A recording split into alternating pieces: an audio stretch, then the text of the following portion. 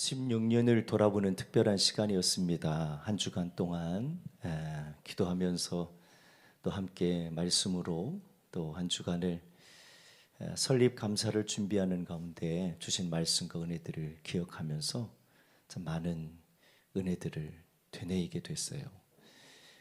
인간의 노력이나 또 인간의 열심으로 뭔가를 이뤄냈다면 우리들이 자랑하는 것을 하나님께 영광을 올려드리지 못하고 내가 이렇게 했노라고 스스로 의롭게 되고자 하는 그런 마음들만 고백했을 겁니다.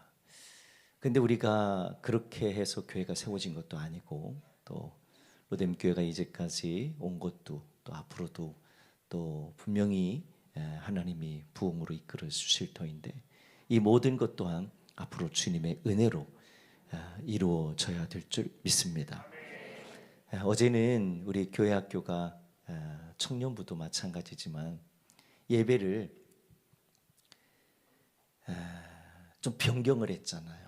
날짜도 변경하고 청년들도 참 그렇지만 우리 아이들이 우리 오늘 장로님께서도 다음 세대인 우리 교회 학교를 위해서 기도를 우리 세게 해주시더라고요. 보니까 예전에 선생님으로 교편 생활하시고 교장 선생님으로 이렇게 퇴임하시면서 아이들에 대한 관심이 많으신 것 같아요.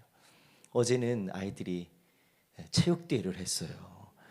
아니 오늘 체육대회 하는데 또 했대요? 했어요. 근데 너무 행복했어요. 가서 보니까 아이들이 우리 교회 아이들이 이렇게 행복해하고 이렇게 즐거워하는 거를 보니까 참 좋더라고요. 근데 더 좋은 건 뭐냐면 거기에 많은 초청되어서 온 아이들이 왔어요. 근데 그 아이들이 오늘도 와 있더라고 보니까.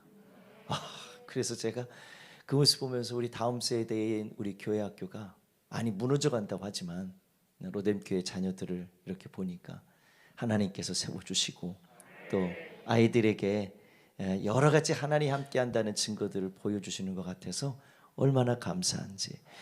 청년들도 마찬가지고 우리 어른들도 마찬가지예요. 목장도 재편되고 청년부도 지금 새롭게 찬양단으로 또 청소로 여러 가지 예배를 통해서 하나님께 영광 올려드리고 있는데 하나님이 하신 일들을 보니까 너무 감사합니다.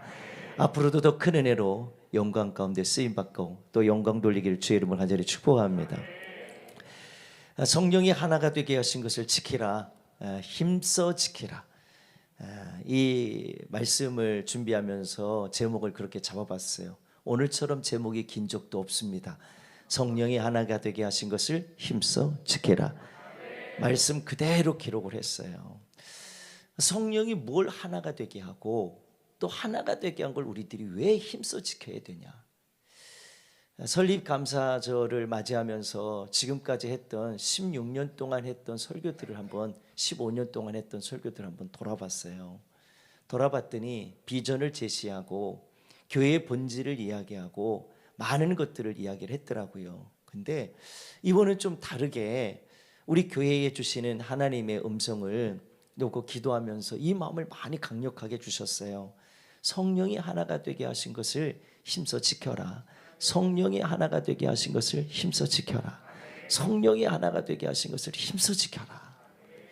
이 말씀을 그냥 읽고 지나가는 경우들이 많았는데 이 말씀을 에베소서를 통해서 한번 깊이 생각하고 또 기도하면서 주님의 음성을 듣는 특별한 시간이 됐는데요. 저는 이 말씀을 준비하면서 사도 바울이 왜 교회에게 특히 에베소에 있는 성도들에게 이 말씀을 1장부터 오늘 우리가 읽진 않았지만 6장까지의 말씀을 쭉 주셨을까? 왜 이 말씀을 주셨을까? 그러고서 에베소서를 이렇게 묵상하게 됐어요. 근데 이게 비록 일단 에베소 교회에만 주신 음성이 아니고 오늘 저와 여러분들 우리 로뎀 교회에 주님이 주시고 싶은 뭘 주고 싶으냐, 뭘 하나 되게 하고 싶으냐 하는 마음이 고스란히 담겨 있더라고요. 그래서 우리 로뎀 교회가 지금까지도 주님의 은혜로 살아오고 또 쓰임받고 영광 올려드렸듯 앞으로도 그 은혜로 살아가야 되는데 이 은혜들의 핵심을 좀 우리들이 한번 좀 더 깊이 생각하면서 하나님이 우리 교회에 힘써 지켜라 라고 하는 것들을 좀 다시 한번 마음판에 새기고 주님께 영광을 올려드리고 쓰임받게 되길 주의 이름으로 간절히 축복합니다. 16년 전에 하나님이 로뎀교회 이 성전을 세울 때보다 가정에서부터 예배 드릴 때가 생각이 났어요. 그리고 그 속에서 준비됐던 개척에 준비됐던 시간들을 한번 생각해 봤어요. 그리고 성전을 건축하고 지금까지 온 시간들을 생각해 봤어요. 진짜 돌아보면 돌아볼수록 이게 하나님의 은혜가 아니고서는 절대 있을 수 없다. 이 마음이 강력하게 들었어요. 여러분들이 계단에 올라오시다가 보면서 무슨 액자 하나에 무슨 굉장히 누가 글씨 잘 쓰는 그 한 사람이 써놓은 글씨가 아니거든요. 그 컴퓨터로 뽑아낸 글씨예요. 근데 거기에 도장을 꽝 찍었어요. 근데 거기에 뭐라고 써있냐면 주님이 하셨습니다. 이 내용이 있어요. 이게 언제부터 이 주님이 하셨습니다라고 하는 글귀가 거기에 붙어있기 시작했냐면 한 4년 정도 됐어요. 주님이 하셨습니다라고 하는 말들이 그때부터 확 해서 와닿 뿐만 아니라 이게 아니고서는 교회가 존재할 수도 없고 유지될 수도 없다라는 사실을 깨달았어요. 주님이 하셨습니다라고 하는 고백이 없이는 나도 온전할 수 없고 또 우리의 가정도 온전할 수 없다라는 걸 깨닫게 됐어요. 주님이 하셨습니다라고 하는 것을 깨달았을 때 목사로서 사명도 감당할 수 있고 주님이 나를 써주신 것에 감사도 할 수 있고 우리 성도들이 직분을 받고 또 직임을 받아서 책임을 감당할 수 있는 것도 주님이 하셨습니다라고 믿지 않으면 그 책임도 그 세워짐에 대한 이 소중함도 모를 수 있겠다 생각이 들었어요. 주님이 하셨다라고 하는 사실 앞에 너무 감사한 것은 우리 모두가 다 하나의 공통점이 있다면 이 부분이에요. 주님이 하셨습니다. 주님이 하셨습니다. 에베소 교회는 예수 그리스도를 믿고 나서 그들이 믿음 생활하는 것이 기뻤던 것 같아요. 행복했던 것 같아요. 특별히 사도 바울이 에베소 교회에 3차 전도행하면서 3년을 머물면서 거기에서 열심히 가르치고 열심히 믿음으로 많은 사람들을 세워갔어요. 그냥 세워간 게 아니라 본인이 그 삶을 먼저 살았어요. 예수 그리스도 안에서 내가 이렇게 부름받고 내가 이렇게 세워진 것이 얼마나 감사한지 모른다. 그래서 우리들을 세워주신 것에 대한 소중함도 기억했을 뿐만 아니라 많은 사람들에게 여러분들 우리가 그리스도 안에서 한 형제고 한 자매입니다. 한 성도입니다. 하나님이 함께해 주셨습니다. 가족입니다. 아멘. 이 마음을 주신 거예요. 그 마음을 붙들고 열심히 살았던 이들이 어느 순간에 보니까 변질이 돼 있었어요. 좀 뭔가 마음과 생각이 방향도 달라지기 시작하고 생각과 마음이 서로 달라지기 시작하고 그러면서 굉장히 어수선한 상황까지 갈 뿐만 아니라 분열되기 시작했어요. 이거를 봤던 사도 바울이 가택연금 상태에서 사랑하는 에베소 교회가 어떻게 하면 이 마음을 다시 회복하고 하나로 잡고 세워갈 수 있을까?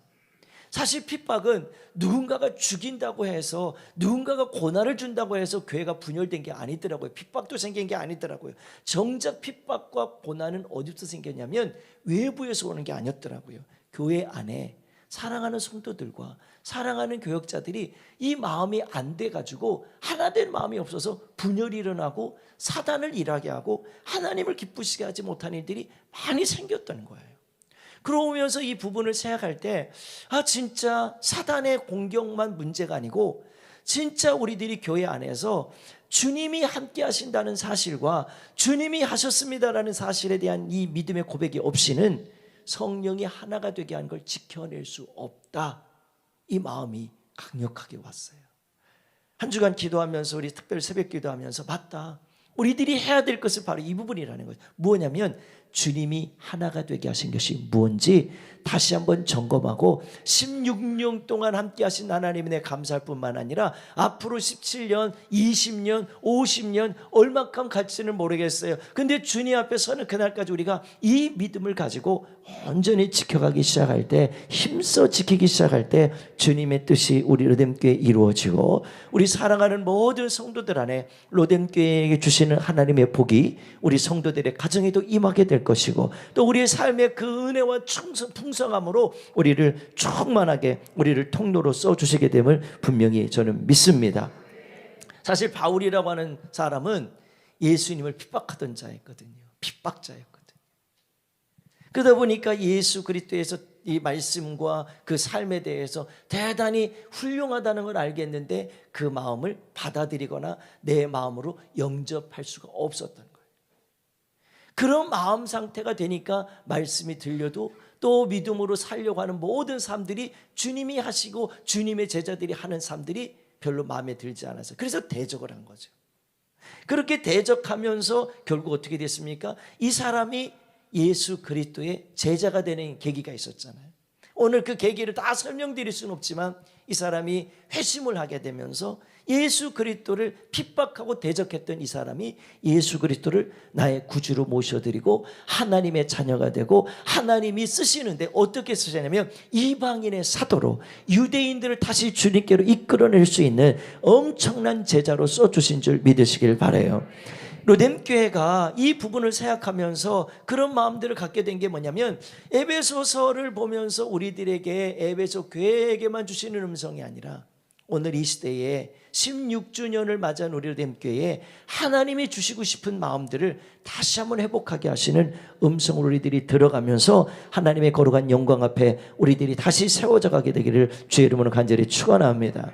저는 4가지 정도의 이 의미를 가지고 저와 여러분들이 함께 이 말씀을 좀 구체적으로 좀 나누고 싶은데요. 로뎀교회가 버리고 지켜야 될 것, 그리고 힘써서 지키면서 다시 세워갈 것이 무엇인지 그것들을 좀 생각해 보려고 합니다. 사도 바울을 부르실 때 그냥 부르지 않았어요. 한번 따라해 보겠습니다. 주 안에서 부르셨습니다. 저는 이 맥락, 이 의미를 강력하게 우리 로뎀교회에 가장 중요한 의미로 두고 싶어요. 여기 있는 목사도 주님이 부르셨어요. 우리 장로님들, 또 우리 권사님들, 집사님들, 성도님들, 아이들까지 다 주님이 불러주셨어요. 그러니까 우리가 주님이 불러주셨다는 사실을 잃어버리면 목회자도 이 소명의 삶을 살아낼 수 없고 직분자들도 주님 안에서 불러주셨다는 것을 안 믿으면 그냥 내 마음대로 내 하고 싶은 대로 그 일을 하게 되는 거예요. 그러니까 분열만 자꾸 생기는 거예요. 그리고 내 하고 싶은 대로 주님 안에서 살기보다는 주님과 상관없는 삶을 자꾸 살아가게 된다는 거죠. 사실 우리 로뎀교회는 다양한 분들이 계세요. 직업도 다양하고 또 생김새도 다양하고 성별도 다양하고 나이도 다양하고 그리고 갖고 있는 가치관도 다양하고 또 여러 가지 갖고 있는 생각이나 마음이나 목적이나 방향들이 많이 달라요. 이걸 하나로 이끌어낸다는 게 사실 굉장히 쉬운 일은 아니에요. 성도라고 하는 것은 거룩한 무리들이 모여있는 것을 성도라고 합니다. 교회는요, 주님 안에 불러주신 자들이 모여있는 곳이에요. 그것이 바로 성도예요. 우리들이 주님의 성도예요. 성도, 거룩한 무리들이란 말이죠. 그런데 이 무리들이 뭘 우리들이 깨달아야 되냐? 주님이 우리들을 불러주셨다는 거예요. 이 사실을 반드시 잊지 말고 믿음으로 살아내는 저와 여러분들이 되길 주의 이름으로 간절히 축원합니다. 고린도 교회가 자꾸 분열했던 이유가 뭐냐면 주님이 불러주셨다는 것을 잊어버린 거예요. 에베소 교회가 분열했다는 건 이유가 뭐냐면 주님이 부르셨다는 사실을 잃어버린 거예요. 그냥 부르신 게 아니라 분명히 그랬어요. 주님 안에서 부르셨다는 거예요.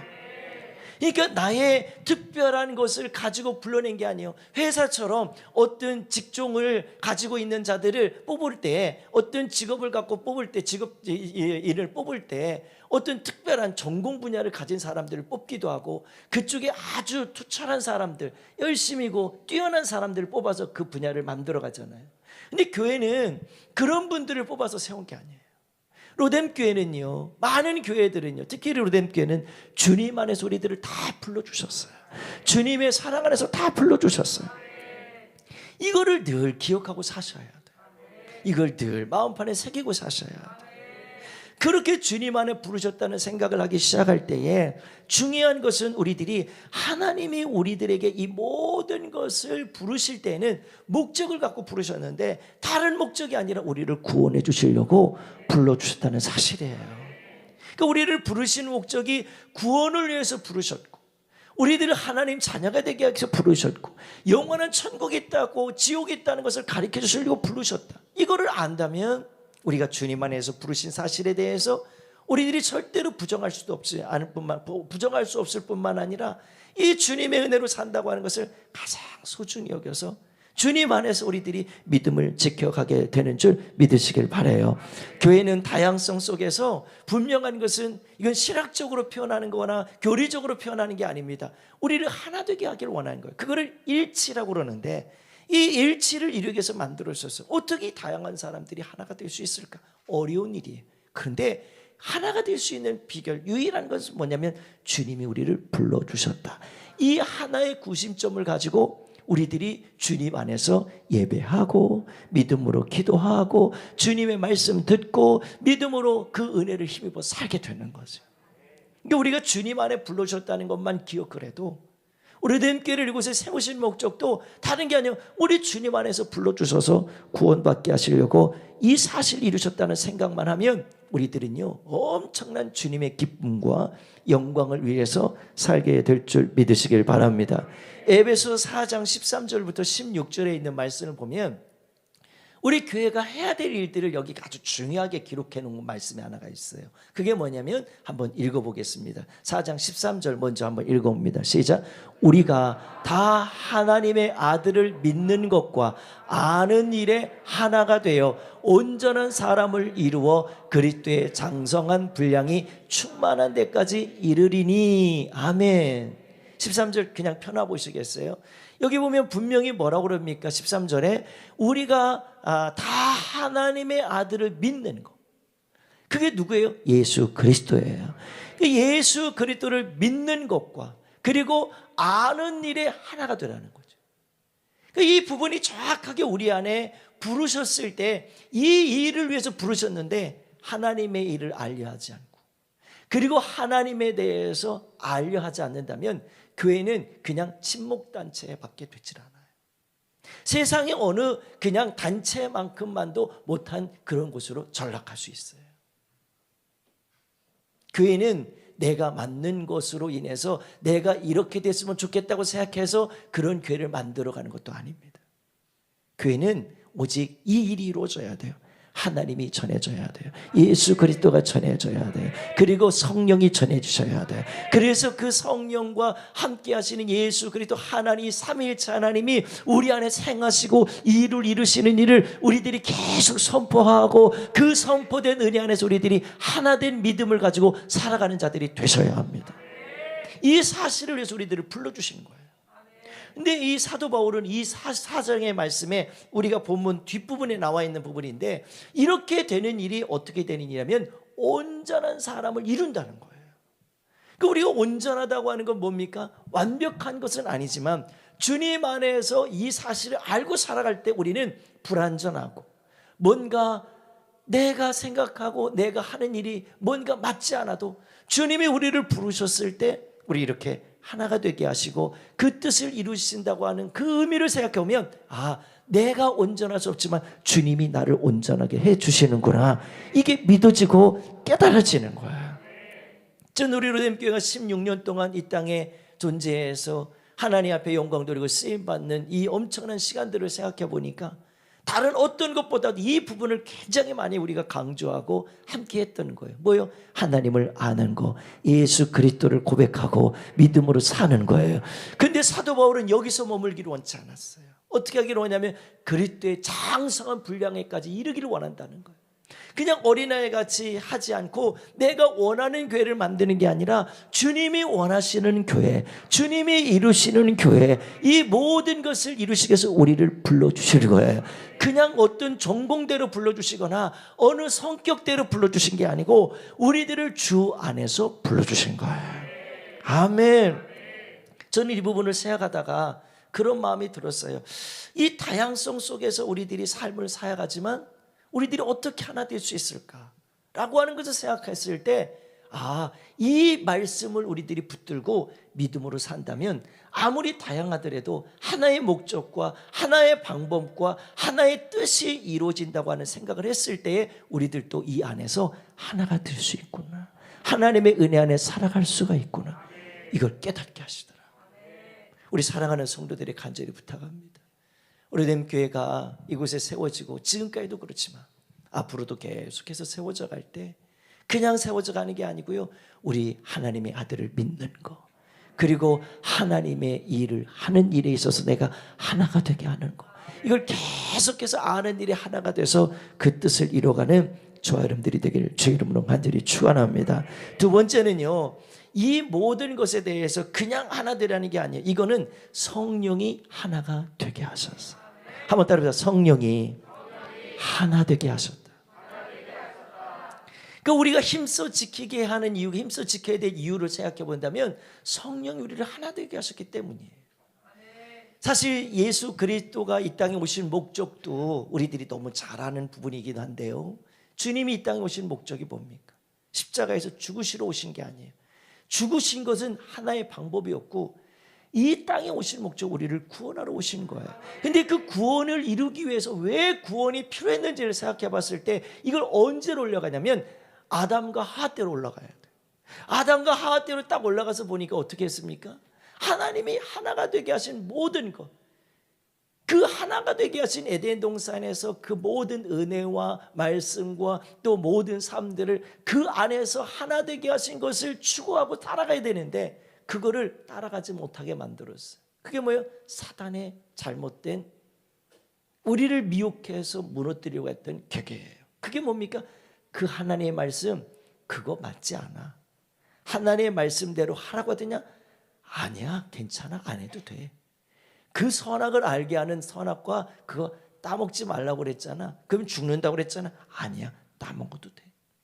하나님과 다름을 만들어냈어요. 하나님의 생각과 하나님의 뜻이 다르다는 걸 말하게 만들었어요. 그리고 그것을 따르게 했다는 거죠. 그래서 우리들이 하나님의 은혜 안에서 살지 못하고 결국 말씀을 따로 말씀대로 살지 않고 말씀을 거부해서 결국 어떻게 됐습니까? 에덴 동산에 쫓겨났어요. 죄악으로 인해서 심판을 받았어요. 그런 결과들이 하나님과 분리되는 거예요. 하나님의 목적은 분리가 아니에요. 하나님의 목적은 우리를 하나로 만드시는 거예요. 그 안에서 우리를 자녀로 불러주시는 거예요. 그 뜻을 이루어 주시는 거예요. 믿으시면 아멘. 이게 분명히 믿어져야 돼요. 우리가 주님의 뜻대로 살려가는데 자꾸 못 사는 이유가 뭡니까? 자꾸 우리 안에 다르다는 걸 만들어가기 때문에, 우리 안에 생각과 방향과 마음들이 다르다는 것으로 자꾸 미혹하는 거예요. 아이, 교회가 어떻게 맨날 예배만 드려? 아이, 교회가 어떻게 맨날 기도만 한대? 아이, 교회가 어떻게 이렇게 해야 돼? 이러면서 자꾸 다른 것만 말하는 거예요. 근데 정작 다르다고 하는 건 교회가 다르지 않아요. 교단이 다르다고요? 그건 중요하지 않아요. 주님 안에서는 교단 따지지 않아요. 천국 가서 장로교인 따로 있고 뭐 감리교인 따로 있고 그거 없어요. 우리는 그냥 오직 하나예요. 주님의 자녀예요. 택함받고 구원받은 자녀로 우리는 주님 앞에 서야 되는 거예요. 그런데 이 사단은 우리를 다름을 만들어놨어요. 다르다는 걸 말하게 만들고 다르다는 걸 인정하게 만들어서 결국 하나님의 그 삶을, 하나님의 말씀을 거부하고 배타고 떠나게 만드는 거예요. 심지어는 사단이 하는 행동을 우리들을 통해서 하게 하는 것 만드는 거예요. 그게 뭡니까? 대적하는 거예요. 우리는 이 대적을 우리들이 분명히 해야 돼요. 막아야 돼요. 끊어야 돼요. 이거를 해결받아야 우리가 주님의 뜻대로 살 수 있는 거예요. 그러니까 성령이 하나가 되게 하신 것은 내가 원하는 교회를 만들거나 내가 원하는 삶을 추구하는 것이 우리 교회의 방향이고 목사의 어떤 비전 하나 세워놓고 이걸 따라오세요, 이거로 하나 되세요 말하는 게 아닙니다. 우리 교회는 오직 성령이 하나가 되게 하신 것을 지켜가는 교회예요. 성령이 하나가 되게 해서 이루어가는 교회인 줄 믿으시길 바라요. 그 성령이 하나가 되게 하신 것은 뭡니까? 바로 다른 게 아니라 이 부분을 우리들이 구체적으로 나누고 싶은데요, 오늘 여기 하나가 되게 하신 것을 여기 세 가지로 이야기를 했어요. 첫째는 한번 2절 말씀, 오늘 본문의 말씀을 한번 읽어보도록 하겠습니다. 2절 말씀 본문을 읽어봅니다. 시작. 모든 겸손과 온유로 하고 오래 참음으로 사랑 가운데서 서로 용납하고, 3절 말씀 더요. 3절 한 번 더. 평안에 매는 줄로 성령이 하나가 되게 하신 것을 힘써 지켜라. 아멘. 여기 2절로 다시 돌아가서 보면 이 방법을 가르쳐 준 거예요. 하나 되게 하신 것, 성령이 하나가 되게 한 게 뭔지를. 그게 뭐냐면 겸손과 온유함입니다. 저는 이 부분을 생각해 봤을 때 세상을 이기게 하는 것도 이 강력한 무기, 사단의 권세에 미혹되지 않는 것도 강력한 능력이 뭐냐? 바로 이 하나가 되게 하신 것을 통해서 산다면 그 권세를 대적하고 이길 수 있는 줄 믿으시길 바라요. 그 첫 번째가 한번 따라해서 겸손과 온유. 저는 말씀을 다른 데서 찾지 않고 이 본문을 중심으로 그냥 나누고 싶은 거예요. 저는 이 부분을 생각해서 보면서 깨달은 게 뭐냐면 겸손과 온유함이 뭔가. 많은 분들이 사람들에게 이거를 느끼고 싶어요. 아, 저 사람 참 겸손하다. 아, 참 저분 겸손해. 어쩜 저 마음이 저렇게 온유하지? 이런 마음들을 느끼고 싶어요. 뭔가 대적하는 소리보다 뭔가 겸손한 것을, 또 온유한 성품을 알고 싶기도 하고 느끼고 싶기도 하고 그렇게 되기를 소망도 해요. 신기해요. 왜 이런 마음들을 느끼고 싶어 할까? 저는 그래서 한 가지 궁금점이 생겼어요. 왜 이런 마음들이 저 사람에게 있기를 원하고 또 나에게보다도 누군가에게 이런 모습이 있기를 원할까? 이게 바로 뭐냐면 내가 원하는 거기도 하지만 정작 중요한 건 성령이 원하시는 거예요. 하나님이 원하시는 거예요. 악한 사람이 어떻게 겸손하고 온유함으로 갑자기 바뀐대요? 바뀌더라니까요. 사울을 대적했던, 사울이 하나님을 대적했던 그가, 예수님을 대적했던 그가 어떻게 하나가 될 수 있었을까? 그냥 저절로 예수님 만나고 나니까 저절로 겸손해지고 저절로 온유해지지 않았어요. 이 모든 것을 만들어주신 것은 바로 예수 그리스도께서 그분과 함께 하니까 대적할 수가 없어요. 거부할 수가 없어요. 그리고 하나님의 말씀에 대해서 정말 내가 하나님 말씀대로 살려고 했으지 내 뜻을 이루려고 그 생각과 마음을 관철시키려고 애쓰지 않고 노력하지 않아도 된다는 걸 깨달았어요. 어떻게 그 사람이 그렇게 온유함과 겸손함이 됐을까? 제가 이걸 어원을 좀 보니까요, 어떤 마음으로 표현하냐면 이 겸손과 온유한 사람을 뭐라고 표현하냐면 부드러운 자로 표현했더라고요. 부드러운 자. 부드러운 자. 누가 부드럽겠어요? 얼굴이 뽀얀 사람이 부드러울까요? 그런 건 아닐 거예요. 외모로 뭔가 부드러운 걸 말하는 게 아니고 우리의 마음으로. 아멘. 우리의 마음에 이 모습이 온유하기를 원하는 거예요. 겸손하기를 원하는 거예요. 그런 남편과 그런 아내가 산다고 생각해 봐요. 별로 관심이 없나 봐요. 그런 부모와 자녀들이 함께 한다고 해봐요.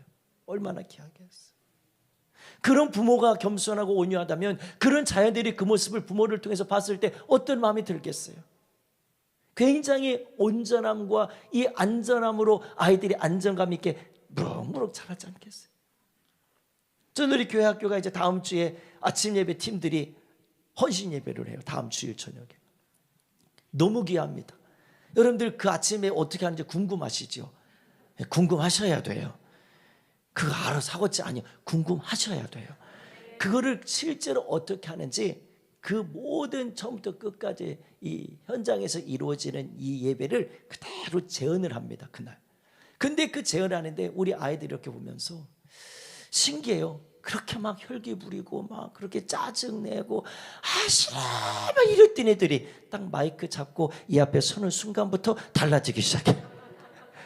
그렇게 막 울고 짜고 하던 애들이 달라지기 시작해요. 그리고 막 찬양을 하고 주기도문을 하고 사도신경하고 막 그렇게 막 기도를 해요. 막. 근데 애들을 보면서 저 아이가 저렇게 예배할 때 신기해요. 주님 안에서 하나가 되어서 이 자리에서 예배할 때 신기한 건요, 그 아픔과 고통이나 그 혈기나 그런 교만함이 하나도 없어요. 그냥 하나님을 예배하는 것 자체가 오늘 주님 안에서 하나 되기 시작하니까 그 아이들도 평안하기 시작하고 뭔가 안정감이 생기기 시작하고 모든 게 다 온전해지기 시작하더라는 거예요. 이게 굉장히 중요한 의미입니다. 내가 어떻게 온전해질 수 있지? 겸손과 온유로 어떻게 될 수 있지? 자꾸 방법은 다른 것 없어요. 하나님께로 찾아야 돼요. 자꾸 나아가야 돼요. 자꾸 예배해야 돼요. 자꾸 말씀으로 나아가야 돼요. 이게 우리들을 하나가 되게 하신 것을 지켜갈 때 가장 중요한 덕목입니다. 두 번째로 보니까 그 다음에 뭐라고 하냐면 한번 따라해. 오래 참음과 사랑으로 용납하라. 오래 참음과 사랑으로 용납하라는 거예요. 여러분들 이 의미를 굳이 여러분들에게 다 설명드리진 않고 싶어요. 이 단어의 의미를 몰라서 그러는 게 아닐 거예요. 사실 오래 참을 수 있는 게 누가 참을 수 있을까? 사랑을 용납하는 사람이 누가 용납할 수 있을까?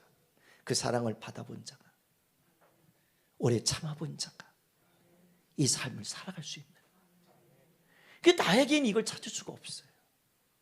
근데 사도 바울은 누구를 이야기하냐면 주님처럼, 주님이 우리를 위해서 끝까지 참아주시고 끝까지 용서해 주시고 끝까지 우리를 불러주신 것을 기억을 하면서 생각할 때, 주님처럼만 그렇게 우리들에게 주신 마음들을 갖기 시작한다면 우리 안에 관계들이나 모든 삶들에 이 오래 참으로 인내해주고 기도해주고 함께해주기 시작할 때 그 마음이 하나가 이루어진다고 하는 사실이에요.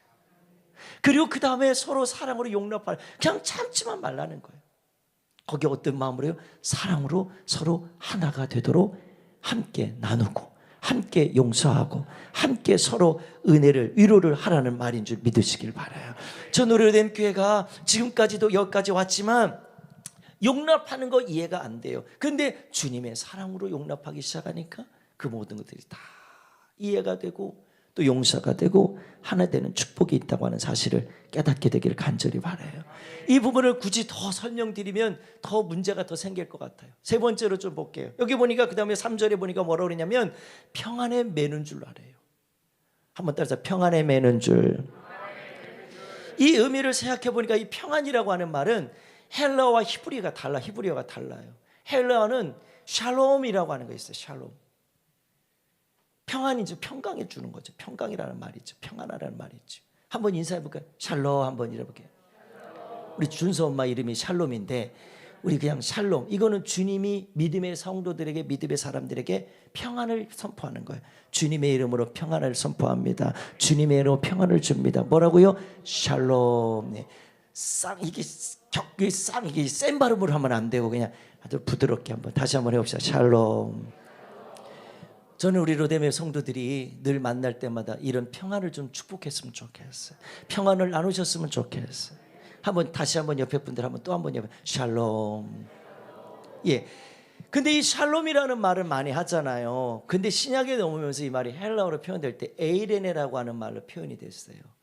에이레네라고 하는 말을 이렇게 보니까 뭐라고 되어 있냐면 이게 바로 그냥 평안 이렇게 말하는 의미가 있더라고요. 평안을 선포하는 거. 이게 샬롬이나 에이레네라고 하는 것은 같은 맥락이에요. 그래서 제가 이 부분을 생각해 봤어요. 이 마음만 갖고 늘 평안을 선포하면, 이 마음 갖고 주님의 이름으로 평안을 선포하면, 이 마음 갖고 가정의 평안을 선포하면, 이 마음 갖고 주님의 은혜로 교제하면 거기에 주님이 일하시겠다는 거예요. 주님이 거기에 약속하실 뜻을 이루시겠다는 거예요. 16년을 생각해 보니까 뭘 했대, 뭘 했어, 뭘 했었다는데 이게 중요한 게 아니고 우리 가운데 주님이 원하고 하나 되게 하신 것을 끝까지 지켜가길 원하는 것은 이 마음이에요. 이 세 가지 마음을 우리 다시 한번 고백해 봤으면 좋겠어요. 한번 고백해 봅시다. 겸손과 따라해 봅시다. 겸손과 온유, 오래 참음과 사랑으로 용납, 또 평안에 매는 줄. 우리들이 그렇게 함께 평안으로 다 매여 있다고 생각해 보세요. 얼마나 좋겠어요. 얼마나 소중하겠어요. 집에 가면 자녀들이 공부하느라고 부모들이 이런 얘기를 해요. 목사님, 우리 애들요 얼굴 보기 힘들어요 그러더라고요. 왜 얼굴 보기 힘든가 봤더니 서로 바빠. 그리고 아이들은 늦게까지 학원에 있다가 오는 거예요. 그 얼굴 보기 힘들다는 거예요. 그 얼굴 보기 힘들면 결국 무슨 얘기예요? 대화도 한마디도 해보지 못하고 그냥 안쓰럽게만 보는 거예요. 근데 여러분들, 우리 부모님들에게 꼭 부탁하고 싶은 게 있어요. 우리 부모님들 아이들한테 꼭 이 말을 해주세요. 주님의 은혜로 평안하길 기도한다. 주님의 은혜로 평안하길 기도한다. 여러분들 아무것도 아닌 것 같지만 여러분들 자꾸 선포해 주십시오. 자꾸 선포해서 고백해 주십시오. 그리고 그 마음이 주님의 은혜로 내가 평안에 온전해질 수 있고, 그 평안의 마음이 우리 가운데 함께할 때 주님이 우리를 위로해 주시고 그 소망 가운데 우리들을 이끌어 주신다는 사실을 믿으시길 주의 이름으로 축복합니다. 전 우리의 교회 예배하면서 기도하면서 믿음으로 영광 올려드리면서 나타나는 증거들이 참 많습니다. 치유가 일어납니다. 회복이 일어납니다. 하나님이 찬양할 때 막 역사해 주셔요. 기도할 때 막 역사가 나타나기 시작해요. 이 근자에 굉장히 많은 하나님이 일하심의 증거들이 있었어요. 막 병이 떠나가고요, 문제가 있었는데 막 없어지게 하시고요, 하나님께 행하신 일들 때문에 가정에 화목이 일어나고요, 자신들의 잘못된 생각과 마음 때문에, 그 고집스러운 습관 때문에 가정에 불화가 많이 일어났는데 그 모습들이 자꾸 변화가 되기 시작하고 바뀌어지기 시작하고 주님의 평안이 나타나기 시작했어요. 할렐루야. 이번에 40일 작전 기도하면서 많은 가정들이 그 은혜로 그 기도하는 분들이 고백하는 게 그거예요. 주님이 하고 계시다는 거예요. 주님이 일을 이루고 계시다는 거예요. 지금 중반 딱 지났거든요. 40일 중에 중반이 지나갔는데 벌써 40일도 되기 전에 굉장히 많은 일들을 주님이 해가고 계시는 거예요. 아멘. 여러분들 문자 받으면서 얼마나 행복하세요? 문 목사님한테. 굉장히 아멘이 여지까지 듣던 아멘보다 굉장히 큰 아멘이었어요. 제가 화답하는 내용들을 목사님이 뭘 좀 핸드폰에서 뭐 좀 이렇게 봐달라고 해서 봤더니 이렇게 서로 대화한 내용들을 한 분 이렇게 보게 됐어요. 근데 전혀 이렇게 예배에 참석도 잘 못하시는 분인데도 그 마음 표현해줘서 고맙다는 거예요. 그렇게 그 말씀으로 날마다 기도까지 해주니 너무 고맙다는 거예요. 그런 마음들이 표현되는 걸 보면서 제가 마음에 참 감사했어요. 맞다. 뭐가 그렇게 바쁘다고, 뭐라 그렇게 힘이 들다고, 뭐가 그렇게 주님이 나를 이렇게 하나 되게 하신 은혜들이 이렇게 많은데도 뭐가 그렇게 바쁘다고 이걸 잊고 살았을까? 세상의 사람들이 여러분들한테 건강하세요 이 한마디만 해도 막 고맙잖아요. 그쵸? 꼭 밥 사줘요 고마워요? 아니잖아요. 그냥 평안하세요, 건강하세요, 이런 말만 해줘도 얼마나 고마워요. 안 고마워요? 너무 강팍하게 사시는 것 같아요. 절대 그러지 마세요. 주님이 주신 마음이 어때요? 주님의 이름으로 자꾸 우리 평안을 선포하세요. 여러분들 보고 막 헬라어 하라는 게 아니에요. 막 히브리 하라는 게 아니에요. 샬롬, 에이레네 이런 얘기 하라는 게 아니에요. 주님의 이름으로 평안하세요. 주님의 이름으로 평안하세요. 이 한마디만 했는데도 주님 우리를 하나가 되게 해주시잖아요. 오늘 여러분들에게 어려운 얘기를 드리는 게 아니에요. 우리에게 뭔가 어려운 비전을 제시하고 여러분들 이렇게 사세요 이게 아니에요. 이렇게 했으니 따라오세요 이게 아니에요. 우리 안에 주시는 음성은 바로 그거예요. 성령이 하나가 되게 하시게 뭐예요? 우리 안에 온유함을 주시고 싶으신 거예요. 아멘. 오래 참음과 사랑으로 용납하기를 원하시는 거예요. 또 우리 안에 이 샬롬으로, 이 평안함으로 우리 가운데 늘 하나로 만들어주기를 원하시는 거예요. 이 마음을 갖기 시작할 때 주님의 뜻을 이루게 하시고 그 영광 안에 서게 하시는 줄 믿으시길 바랍니다. 그런 역사가 일어날 때 육체의 강건함을 주시는 거예요. 내 마음의 평안함을 주시는 거예요. 내 모든 영적인 질병과 고통도 떠나게 해주시는 거예요. 이 모든 것에서 기쁨과 자유를 주시는 거예요. 그렇게 묶였던 저주로부터 묶였던 결박이 풀어지는 거예요. 이런 엄청난 영적인 은혜들을 이 평안만 선포해도, 어떤 평안이요? 그냥 내가 주는 평안이에요. 나는 평안을 줄 수가 없어요. 오직 누가 주시는 거예요? 주님이 주시는 거예요. 주님이 우리 안에 주신 거예요. 그걸 하나 되게 하신 것을 주셨는데 우리 선포할 뿐이에요. 우리는 통로로 선포할 뿐이에요. 그때 어떻게 그 평안이 이루어지는 거예요. 우리 다시 한번 옆에 분들한테 그렇게 한번 인사합시다. 주님의 평안이 함께 하시길 바랍니다. 아멘.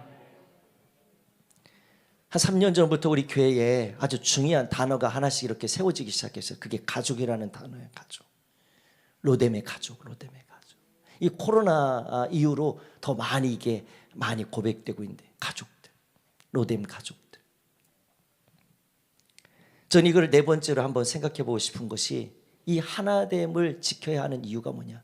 한번 따라서, 우리는 주님의 은혜로 부름받은 가족입니다. 아멘. 우리가 가족이에요. 가족이라고. 한번 옆에 분들 봐요. 가족이라고. 가족이라고. 가족이라고요. 가족은 딴 사람이 아니더라고. 진짜 가족은요, 한 집에 산다고 무조건 가족이 아니더라고. 한 집에 산다고 다 마음이 같은 게 아니더라고. 한 집에 산다고 다 마음이 평안한 게 아니더라고. 요즘 밥도 따로 먹고 살잖아요. 그렇죠? 밥 한 끼 한번 먹으려면 날 한번 잡아야 되잖아요. 그렇죠? 얼마나 힘들어요. 그렇게 하나 되기 힘들어요, 가족이. 그 가족을 다시 한번 생각해 봤어요. 하나 되게 하신 것을 생각해 보니까 진짜 그게 가족이더라고요. 생각을 갖게 하시고, 마음을 갖게 하시고, 방향을 갖게 하시고, 목적을 갖게 하시고, 그걸 하나로 주님이 우리를 먼저 불러주시고 주님이 먼저 그렇게 사셨어요. 주님이 그렇게 사셨고 우리 안에 그 하나됨을 가르쳐 주셨는데도 우리는 그것을 자꾸 잊고 살아요. 오늘 여기 본문에 그런 얘기를 했죠. 이 4절에 보니까 이런 말씀을 했어요. 몸이 하나요 성령도 한 분이시니 이와 같이 너희가 부르심의 한 소망 안에서 부르심을 받았느니라. 아멘. 이 말씀 한번 다 같이 한번 고백해 봤으면 좋겠어요. 함께 읽겠습니다. 시작. 몸이 하나요 성령도 한 분이시니 이와 같이 너희가 부르심의 한 소망 안에서 부르심을 받았느니라. 아멘. 아멘. 한 소망 안에서 부르심을 받았느니라. 이 부르심 안에서 부르심 그 사이에다가 가족으로 우리를 불러줬다는 생각을 해보니까 우리가요 다 가족이에요. 우리가 다른 것이 뭐가 문제가 있기 때문이에요. 뭔가 다르다는 생각이 있기 때문에 자꾸 서로 얼굴 붉히는 거예요. 뭔가 다르다는 그런 마음들이 있기 때문에 서로 함께 할 수 없다는 거예요. 우리가 가족인데 주님과 함께 할 수 없고 주님의 생각과 마음이 다르다면 우리들은 지금 뭔가 방향이 잘못되고 우리들이 추구하는 것이 잘못된 겁니다. 우리 로뎀교회가 16년 동안 살아온 것도 하나님의 은혜지만 앞으로도 하나님의 은혜를 쭉 하려면 우리 주님이 하나가 되게 하신 것을 우리들이 기억하고 우리들이 삶을 살아가는 자들이 되기를 간절히 바라요. 우리가 지난주 성찬을 했어요. 성찬하는 건 주님과 연합하는 거예요.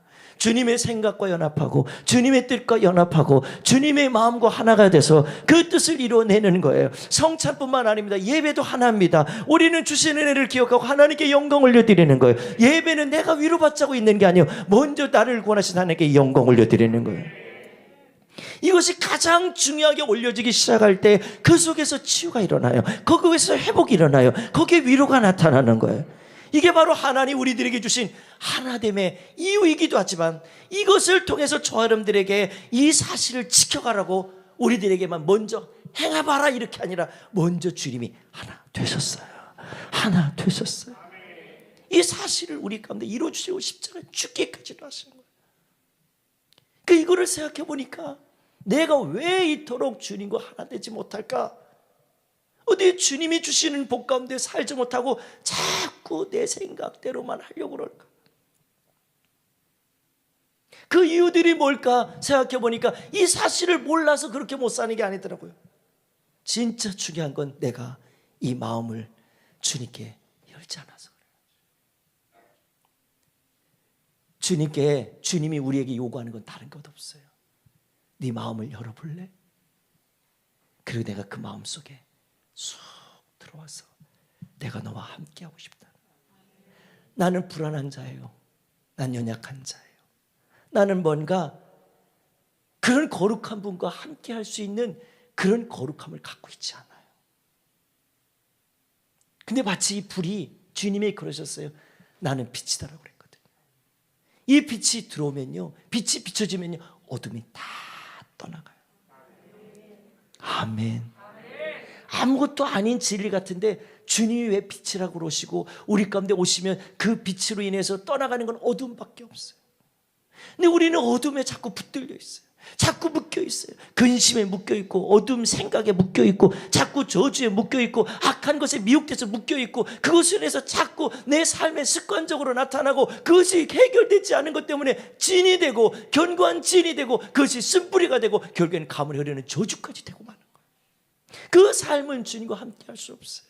그 삶을 해결해 주시려고 아담 이후로부터 지어진 이 모든 죄를 해결해 주시려고 말씀이 육신이 되어 우리 가운데 오셔서 십자가에서 주님이 죽으시고 이 엄청난 사랑을 주신 줄 믿으시길 바라요. 그러니까 이 사랑을 다 우리가 입은 거예요.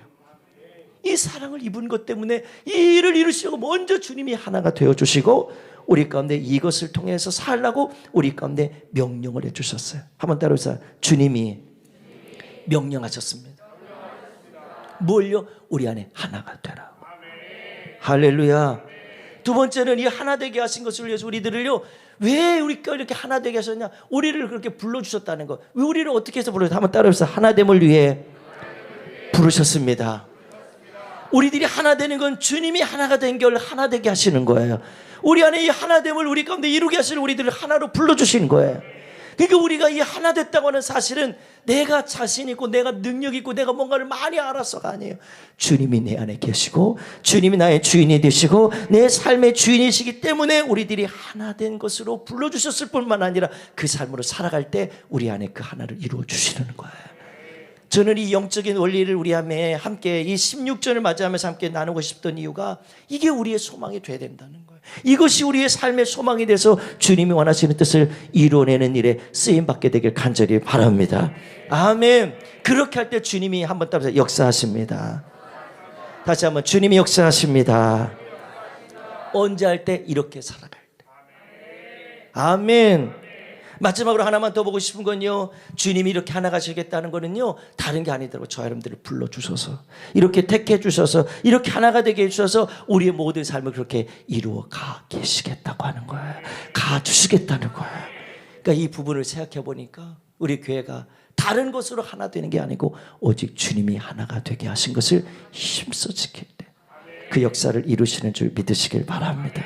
우리 사랑하는 성도들이요, 한번 고백해 보겠습니다. 주님이 하나 되게 하셔서 불러주셨습니다. 다시 한번 주님이 하나 되게 하셔서 불러주셨습니다. 오늘 제목 그대로 한번 따라볼게요. 성령이 하나가 되게 하신 것을 힘써 지켜라. 아멘. 이제 이 삶을 우리가 17주년에 계속 주님 앞에 설 때까지 우리 교회가 내 뜻대로 나와 함께 내 생각대로 하나가 되자, 우리 그런 모임을 만들지 마시고 우리 주님이 하나가 되게 하신 것을 힘써 지켜가면서 그 뜻을 이루어가는 교회가 되길 바랍니다.